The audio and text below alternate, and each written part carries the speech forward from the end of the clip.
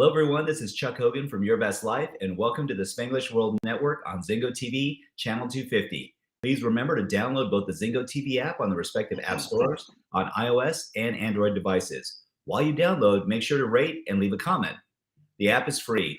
Zingo TV is also available on Google Chromecast, Amazon Fire and Fire TV sticks, Roku sticks, and also on all smart TVs 2016 forward. It's another beautiful night, and we get to actually play with a friend of mine today who I've known for the better part of 2 decades.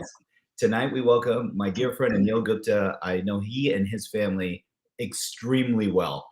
Anil is one of the most heart-centric people I know and specializes in relationships, in communication, both, I'll say, interpersonal and personally and professionally. So both in business and in your personal life. Thank you for being here tonight, Anil. You know I love you. I appreciate you so much. And just so you all know, he is known as the Love Doctor, as you can see by the emblem that he wears proudly on his chest. It's not just a moniker. It's not just a scarlet heart that you're seeing. That is, if you could see the size of this man's heart, it would be 10 times that size and pulsating on the outside and just spreading love and energy everywhere. So Anil, I know when we spoke about some topics that we thought would be great to discuss, one of the things that's so near and dear to you and I is family. And one of the things that we've spoken about, because I actually met through your amazing son, and it was, again, I mean, gosh, 15, 20 years ago. I mean, it's amazing how fast time flies. One of the things that you brought up, which was beautiful, is that it's all about communication.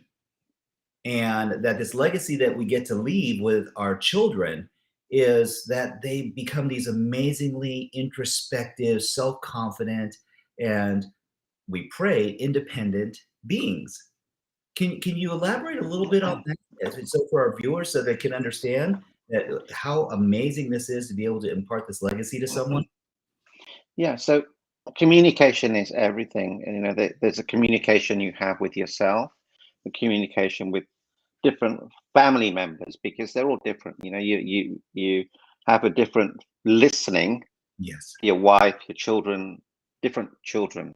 So being able to teach them how to communicate effectively and powerfully and clearly, so that there's no misrepresentation and there's no misunderstandings, will create a unique and powerful family unit. But guess what? That family unit has a legacy, because my kids will have kids and their kids will have kids. So there's a lot at stake. People don't realize how important it is to be the cause in the matter. Basically, you can create a brand new legacy by the decisions you make today, by the conversations you have today. Isn't that true, Chuck? It is. It's beautiful. And I love that mindset. In fact, that heart set, that we get to see the change that we wish to see in the world. And it doesn't have to be everywhere else. It starts from within us, and we get to set the example. You know, one of the things that I so adore about you and Mina is the fact that you are so committed to family on so many different levels. I know that your father has moved in with you recently. You were sharing that with me, and it's a blessing to have AJ home right now, your son as well. I also know that you have a daughter. And so would you say that in communication, that between masculine and feminine energy, that there are instances where there's crossover, but also different ways of communicating with your loved ones based on their personalities, their outcomes, their goals, their drivers, and even their values and rules?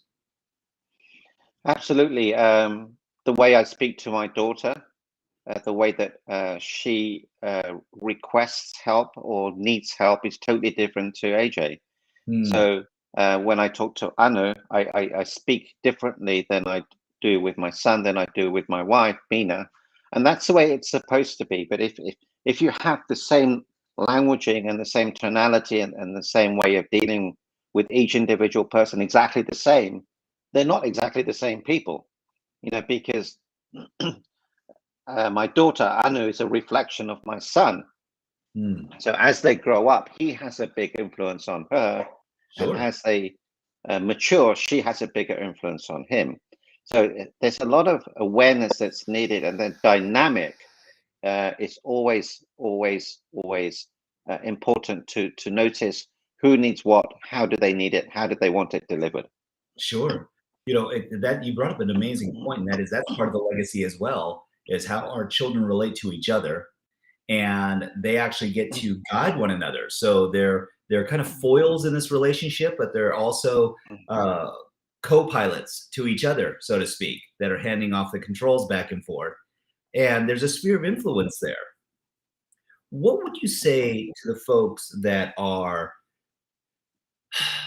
in a co-parenting scenario where, as we see, there's so many homes that have become separated or split, or as I like to call them, augmented, because now there's not just one parent or two parents, there's four parents.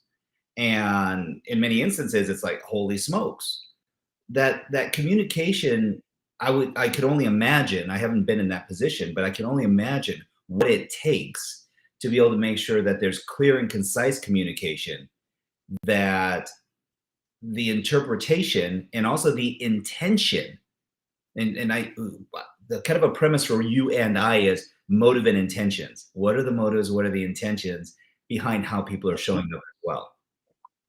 So what would you say to someone who's in a blended relationship and they're looking to find the harmony?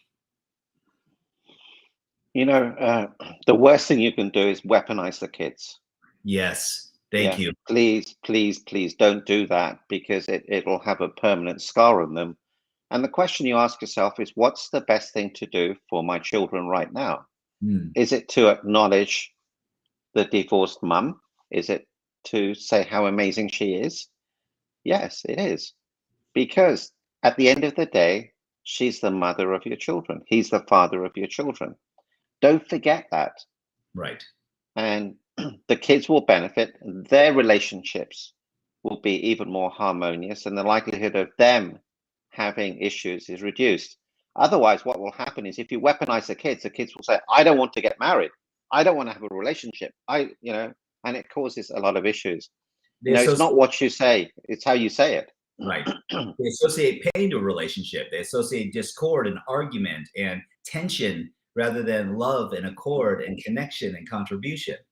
Yeah. And Wow. I'll give you an example. So imagine you've got a family that's split. The kids are with the mother, and if the father says something to the children and it upsets the children, it would upset the mother even more. Ah, Okay, so then the mother gets even more upset. The kids get even more upset. So the kids, the last thing they want to do is upset the mother. So because they're living with the mother basically, so they say to themselves, "Oh, I better not spend time with my dad," to avoid conflict. sure. And it's so painful. You sort of expect to lose your relationship with your wife, sort of, but you never expect to lose that relationship with the children. And it's incredibly painful. And it doesn't have to be that way. Of course not. But there, yes, and not an or but a yes, and there's this opportunity to find grace in that space where it's about we and not me.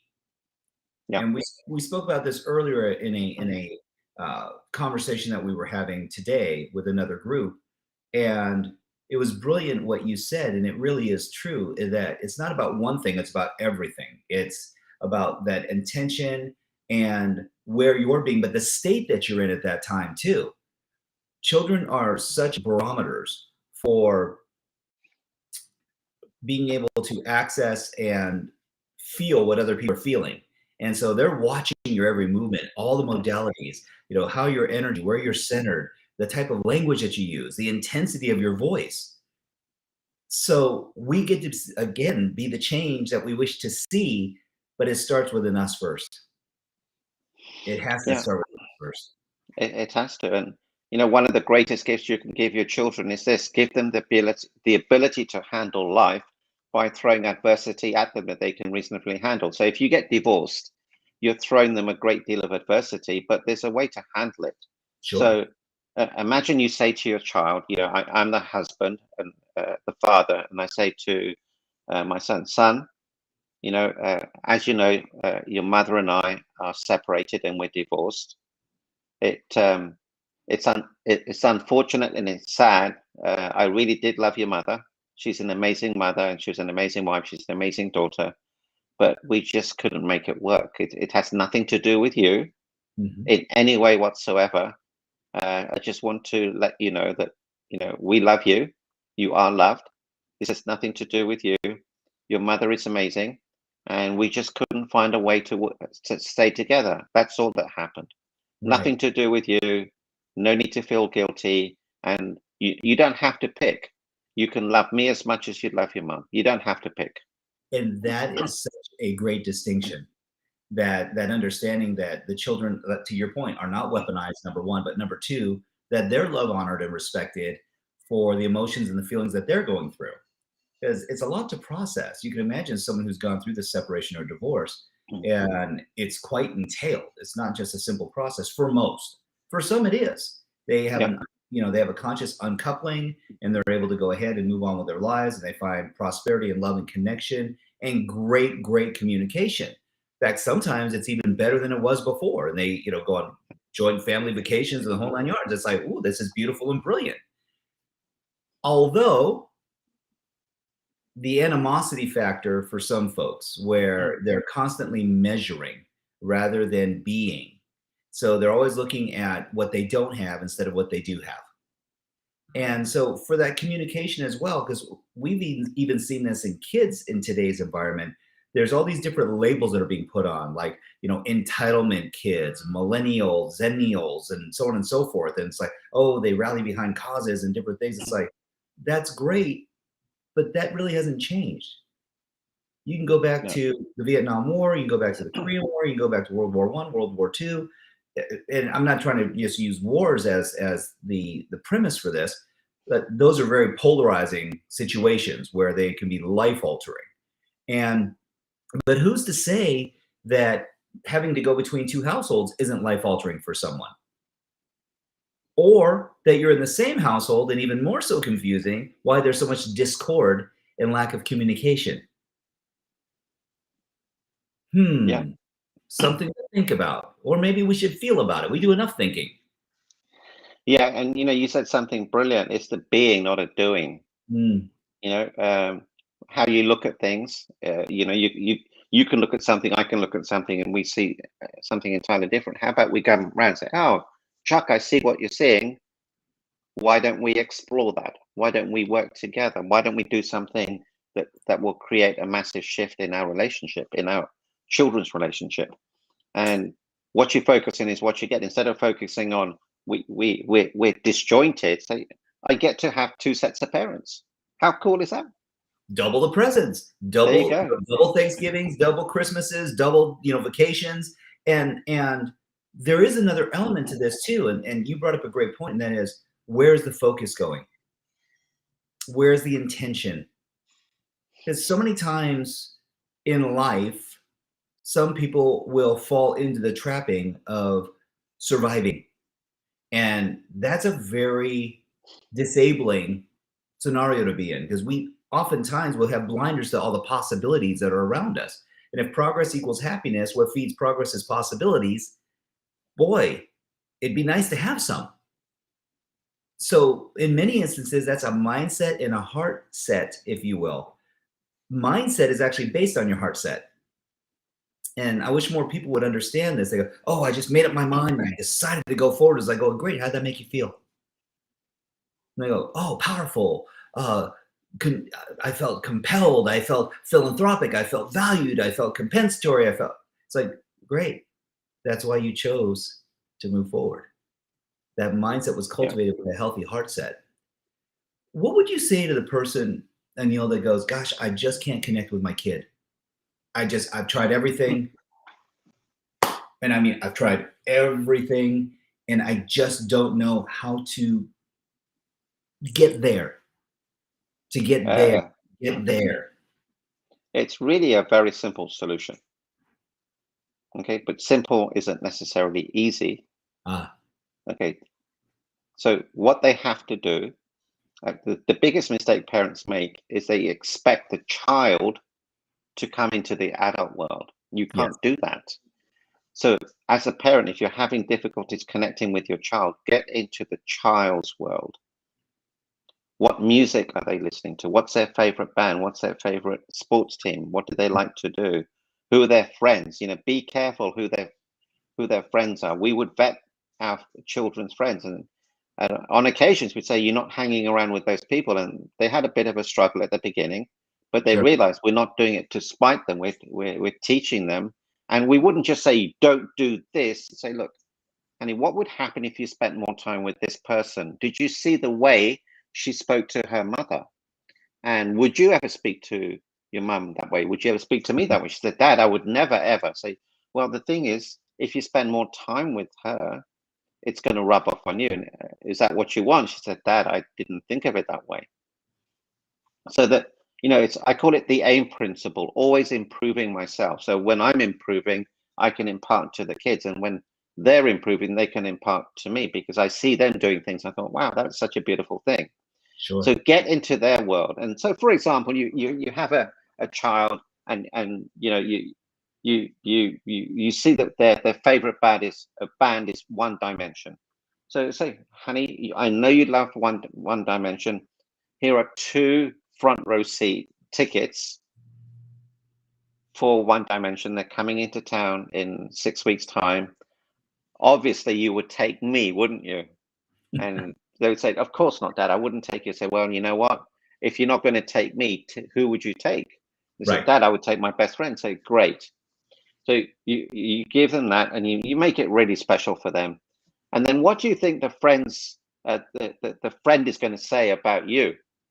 Oh, Oh, your dad was amazing. Oh my God. And he had the music playing. He did this for us. He did. And then the child thinks, oh, my dad's not so bad. My mum's not so bad. So you sure. have to get into the child's world. Have to do that. Absolutely. That's a great testament to setting the frame and creating a level of field of understanding. Because at the end of the day, I have a hallucination, and that is most people are just seeking to be heard. They're seeking to be listened to. They're seeking to be able to have a connection and not be judged. It doesn't Yes, so mean true. that our responsibility ends with just setting a positive frame for them, because there are going to be lessons and learnings. And life will throw adversity at all of us. We all went through it. In fact, I would say that I am the man that I am today because of the privileges of all the adversity that I've actually gone through. Julie and I look back and said, gosh, we met when we are my son's age right now, Wow. 22 years old. And it's been 34 years we've been together. Actually, it's 35 years. So it's been a minute, as they say. And so, but I look at that and go, wow, what a beautiful testament to continuity and growth. And I thank goodness I married up, because boy, she's remarkable. And I'm privileged and blessed to be able to call her my wife, my friend, the mother of our children. And we're in our best time of our lives right now. We're living our best life now, all the time. And I know you and Mina are the same way. I see how doting you are over each other. And for your kids as well as my kids, it's almost embarrassing. They're like, oh, get a room. Like, and but this is the public display of affection and the adulation and the adoration that if more people saw it, how many more would emulate it? Yeah, And it's you know, beautiful. it really is. There's something too that you and I have in common, and that is, although you grew up in the UK, we both have Asian backgrounds. Right. And in Asian culture, there's so many traditions and there's so much depth in the construct of how families communicate and connect. And I'm so grateful for that. So grateful on so many levels. And there's also precedence of education and growth and commitment and continuity and courage that comes along with the cultural paradigms. what would you say to someone? Because I'm Japanese and Irish, and my wife's Nicaraguan, so there's a lot of confusion within our model of the world.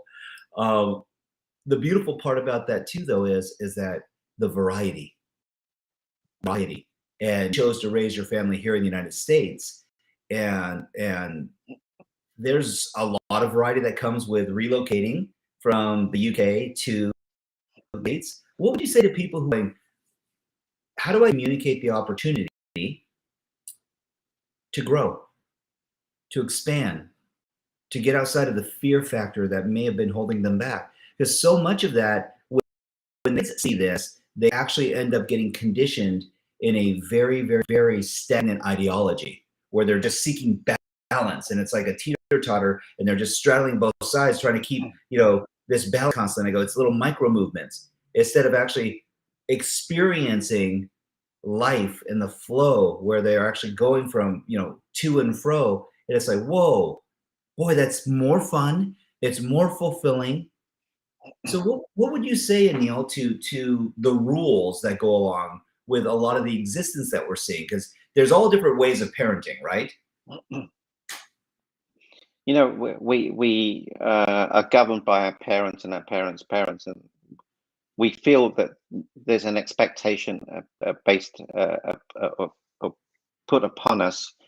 Get married, have kids, work up the corporate ladder, or whatever.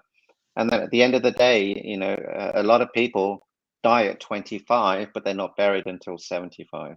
Yes. Because they're comfortable. And the secret is, you've got to get uncomfortable. People like to be comfortable about being comfortable. You've got to get comfortable about being uncomfortable, and then get uncomfortable about being comfortable, because that's when you're going to get the biggest growth. Absolutely. And I remember I was it was the Olympics in I can't remember 1989 or something. Sometime 1982, 1983, so around that time, LA Olympics, and I just got a job, and I went to the Olympics, and I came back and I resigned my job. I said, I love America, I'm going to move there. But guess what? Nothing happened. Life took over me. The commonality of my friends, my routine, it took over me, and I thought, well, it's never to be. Then my wife came back from a trip in 2002 and said, we need to move to America. And I said, no, we live in this beautiful place, I'm not going to move. But she kept on me, and I thought, wow, why doesn't she stop? Then I thought, hang on a minute, why is she doing this? Oh, she's doing it because it's the right thing to do. And as soon as I got that, we made the decision, and within 6 months we were in the USA. Wow. Basically, just ask yourself, what's the right thing to do? And you don't have to think. The right thing in this instant is do this, and then just do it. Higher quality question, right? And the why really does become like omni-purposeful. I have this philosophy about where people are living and how decisions are made. And it's so interesting because, to your point, we are the byproducts of generations of our upbringing and culture and environment. And to that end, oftentimes the outcomes and goals that many people aspire to weren't even theirs. In fact, I would dare say that they were pulled out of the ether, that it was just a manifestation that because your father was a doctor, or his father's father was a doctor, that now it's a legacy of doctors or attorneys or professionals, or, hey, you're going to go to Oxford or Cambridge or Yale or Princeton or Harvard because you're a legacy. It's like, wow. What about MIT? Oh, no, that's for the brainiacs. Why would you want to do that? But when we take the mammoth action and we try and back into an emotion or feeling, because for many people, when they come up with this outcome and goal, they're trying to back into a purpose or a why. And they go, well, I'll be happy. I won't let the family down. I'll continue the legacy. Everyone will be proud of me. But then you have this mammoth gap that you're trying to fill. So I said, put this away, because what happens when we have a goal that's not realized, the brain only gives you two choices. One's really good, the other one's really bad. It's called pass or fail. But if we put this away, we start to just go back to this. How do we need to feel most often? This is something with my kids we've really tried to reinforce. And I shouldn't call them kids anymore. I should call them young adults because they're 22, 19, and 16 now. Wow. And oh, I know it goes so fast. I mean, I remember meeting AJ and I was like, "Oh, can he shave yet?" And so, but I share this for the very simple reason that it's such a simple formula. If you start with a purpose or why, and you say, "How do you need to feel most often?" Contributory, loved, valued, connected, communicative. Wow. But then this is the next one. What direction do you need to be going in order to feel this way anytime? Yeah. What's the experience? Where are you going to commit to? And then something that you brought to my attention, which I'm going to reiterate now, which is who's showing up to the party? Who do you remember you need to be, that you're full of brevity and knowledge and sense of humor and intelligence and heart and integrity? And we get to let go of judgment. We get to let go of I have no challenge with measuring, by the way, because if I'm moving a millimeter or a mile, I'm still making progress. Yeah. So we don't judge direction. We only correct direction if we're heading the wrong direction. But boy, this identity is huge because this is what gives you the juice. And it's acknowledging what we need to let go of. If it's procrastination, if it's frustration, aggravation, but mostly judgment. I just find when we release judgment, now you get access to all the resources. Now you come up with an outcome or goal and you take mammoth action. This creates a full body experience. And I go, gosh, how cool is that when we can actually affect an effect by giving someone an empowerment to feel the way that they need to feel and not making it right or wrong? Yeah. It's such a beautiful thing. And Chuck, I see this in people in their mid 40s. Mhm. They suddenly decide, I don't want to be a doctor anymore. I don't want to be a dentist anymore. Why is that? Well, I never wanted to be one. I just wanted to please my mother and father. And then they start, being an artist or start playing music, whatever. And that's what they wanted to do in the first place. But in those days, that wasn't the case. And now it's the opposite. Yes. People become very successful because of adversity. So they say to themselves, I went through so much. I don't want my kids to go through this. So they give them everything that they want. They enable the kids and they entitle the kids. And the kids just don't know how to handle a situation. And it's horrible when you experience that. And so many are not used to failing. They're not used to having that challenge because there's been someone there behind them wiping their bottom, putting a pillow underneath their tushy. It's like, going, how old are you? And it's been interesting to see the experiment that for so many, there are folks that they're like going, hey, I have a man child in my house, and it's like, well, what do you mean? Well, they're 40 years old and they're living with us. And it's like, okay. The question would be is why? Are they a caretaker? Are they a support system? And they go, no, they just haven't found their way yet. It's like, oh, they're in discovery. Got it.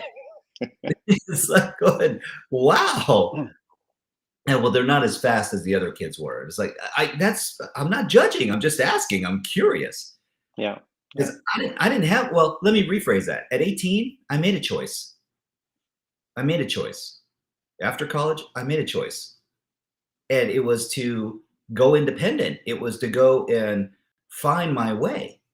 But I'm finding kids now that they don't even want to get their driver's license. And it's like, wait, what? You don't want that independence? You don't want that opportunity? You don't want that capacity to be able to travel and control your own schedule and have mobility? I couldn't wait to get my driver's license. In fact, I got a motorcycle permit so I could ride at 15 years old because I wasn't having it. I wasn't going to ride the shuttle bus anymore. So, but that drive, and this brings me to a really deep-seated question. How do we help communicate where we can help our children find that drive for them? That the juice, what just makes them want to get up in the morning and live life to the fullest? It's a great question, and it really starts at a young age, and you've just got to put them through experiences. What we did with our children, we would take them to different countries, meet poverty-stricken families, Yes. talk to people, and experience giving, and experience receiving, and experiencing growth and gratitude. A lot of kids are just not grateful, and that muscle hasn't been exercised.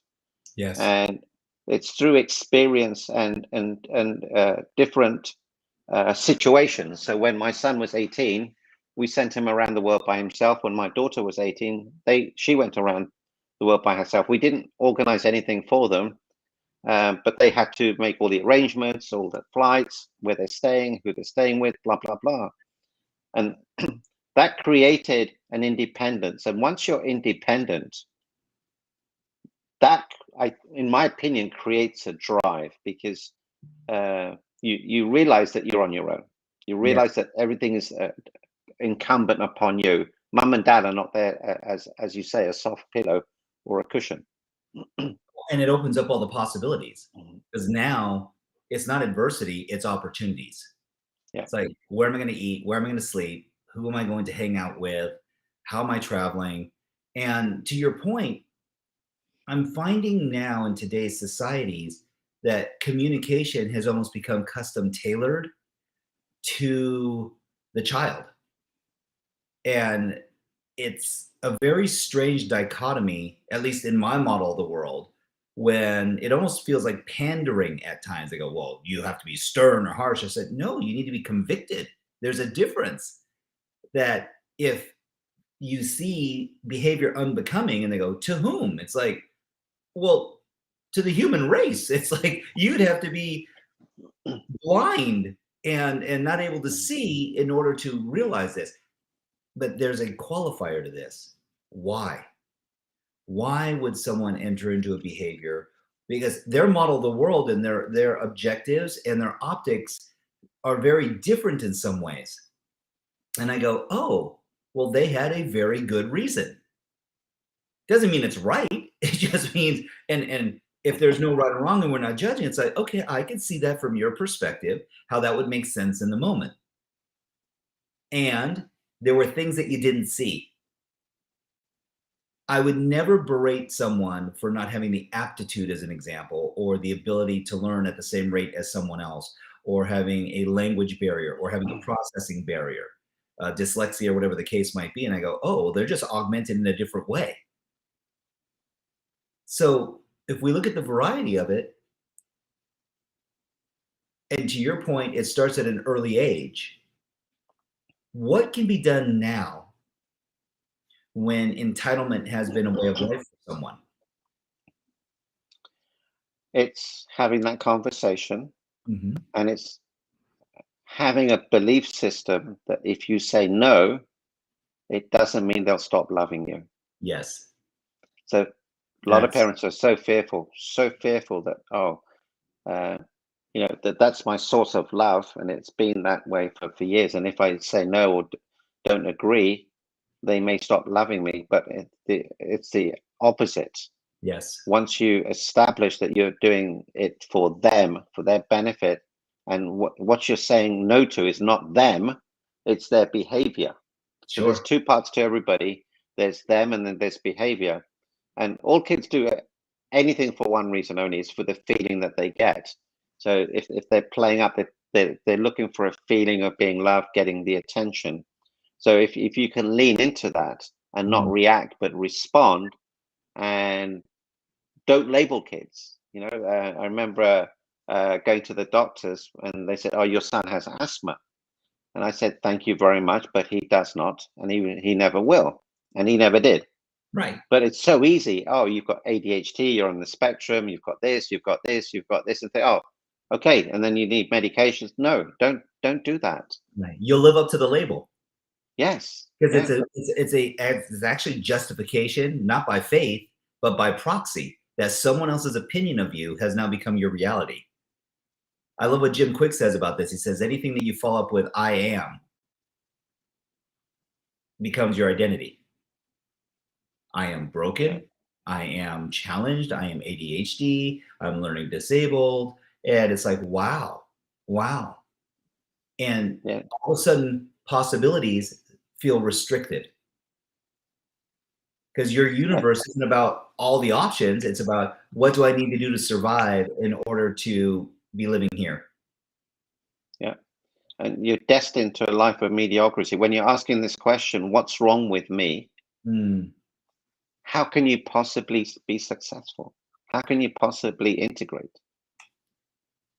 Well, you're always in judgment, and where focus goes, Yeah. energy flows. So instead of looking for the prosperity and the possibilities and the options, we're actually flipping the script and we're negating ourselves and literally trying to safeguard so we don't have any exposure to those things.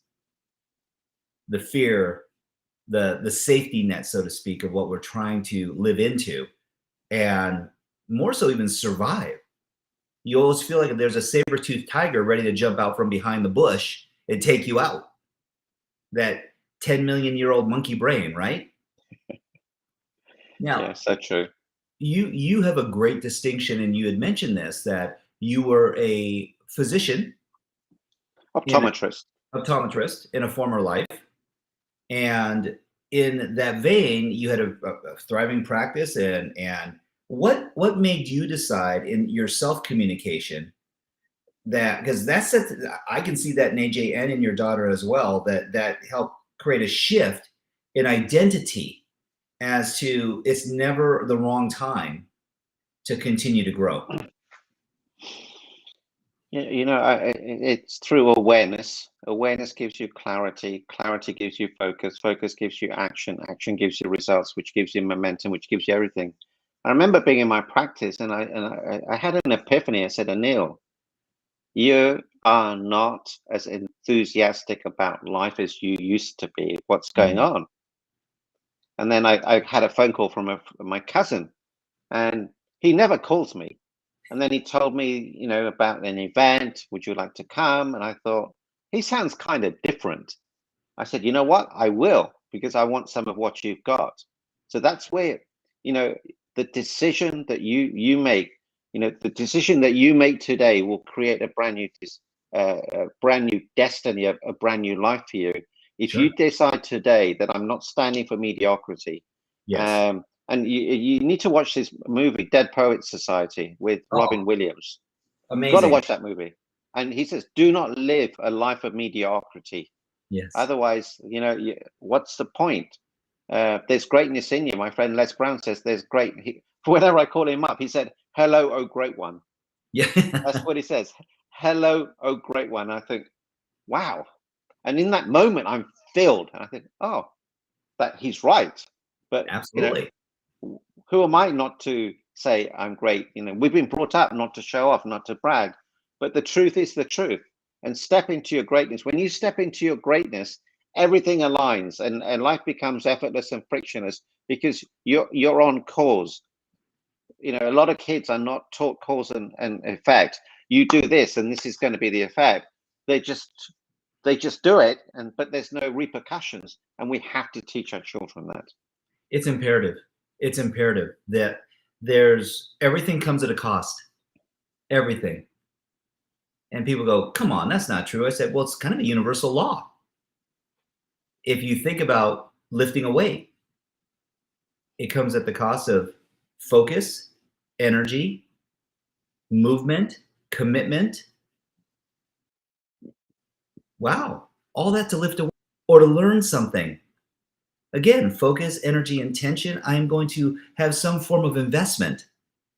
The one thing that I will say in communication that I have really strived with our children and in all communities, if it was Global Youth Leadership Summit or the Anthony Robbins Foundation or any other vocational environment where we're trying to help support people, it's that time is one of the most fleeting currencies that we have access to. The universe blessed you with 24 hours. At midnight, you have a new day. How are you going to choose to invest it? Where are you going to live? What does that look like and feel like? And I go, gosh, that's such an amazing opportunity to be able to step into greatness, to your point, Anil. And yet, when we're young, we think we're invincible and that we have all the time in the world and we just stay up all night. And I go, if you want to hurt yourself, you can. They go, no, I'm having fun, Chuck. I go, okay, that's the perception, right? But even too much of a good thing can become detrimental. Because if you stay up for 4 days straight, I invariably guarantee you, you're going to get some biofeedback in your body. Yep. Like head nodding, exhaustion, you know, irritability, all kinds of things. So how can we teach our kids through us to be more conscientious about self? Because I'm seeing all this stuff on social media now where it's like copycatting and the influencers and everyone's trying to get likes, these artificial likes on social media. It's like, oh, if I have more followers, if I have more likes, that, you know, these people care about me. I have a purpose now. I'm an influencer. What would you say to the person who is gauging themselves based on that merit or measurement? You know, it all boils down to self-worth. Yes. You know, a lot of kids just don't feel worthy, and that's the main cause of suicide. If you have a child that feels worthy, they'll never commit suicide. And the way to increase worthiness is to have those conversations. You know, there's a beautiful exercise. You know, if I held up $100 note, how much is it worth? It's worth $100. But if I said to the $100 note, you're stupid, you're not worthy, you're not good enough, you're not smart enough, there's something wrong with you, how much is that $100 worth? It's still $100. And if you explain to the child, look, no matter what happens, your value will never change. And there's two parts of you. There's you and there's your behavior. So if someone doesn't like your behavior, they're rejecting your behavior. They're not rejecting you. But then I ask a question. So let's role play. So imagine your AJ. AJ. So that $100 is worth $100, correct? Absolutely. Okay. So you imagine you're the $100 notes. Okay. Are you worth $100? Yes, I'm $100 note. Yeah. I'm worth $100. So you're actually priceless. Can I explain to you why? Okay. So if you are the $100 note, you go to Walmart and you buy $100 worth of goods. And if that $100 from Walmart goes to a wholesaler and buys another $100 worth of goods, and that wholesaler uses that same $100 to buy something else, isn't it priceless?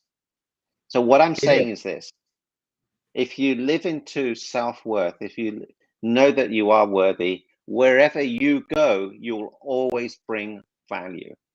Yes. And there are two types of people: ones that make you happy when you enter a room, ones that make you happy when you leave a room. It's that simple. Be that person. Be so amazing that you cannot be ignored, and know that people love you. When you were born, you created so much love on this planet. The day you were born. Yes. You know, you just go to a hospital and see when a baby's being born, how much joy that brings to the world. And imagine how much pain would incur to those people if you were no longer here. And that really is the premise of all of this.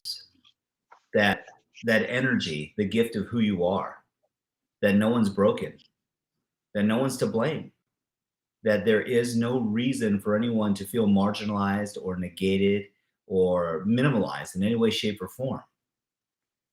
I see so often people standing in judgment of self. And truthfully, I've been guilty of that at times in my life where I haven't felt my best. I haven't felt, you know, Chuck Hogan 7.0. And it really is a humbling experience and sobering to hear the words of wisdom come out of your children that it's okay, Dad. We still love you. Yeah, beautiful. It's not about the amount of money. It's not and in fact, it's not even the amount of time. It's really those magic moments of being able to make connection and being present. As they say, yesterday is history, tomorrow is a mystery. So be grateful for today because it's known as a gift. It's also called the present. And although it sounds like a play on words, it really is true. We get to communicate. We don't have to, we get to. And when we do from a heartfelt place, from that heartfelt place, it really does change the motive and intention and the energetic resonance with which we are connecting with another human being. And it really isn't that what communication is? Because what is the statistic, Anil, that only 7% of communication is spoken language? Something like that. Yeah. It is. And it's like, it's so dumbfounding then. But to your point, it's the same thing as, there's two types of people. And so the ones that you love when they enter a room and those that you love when they exit the room.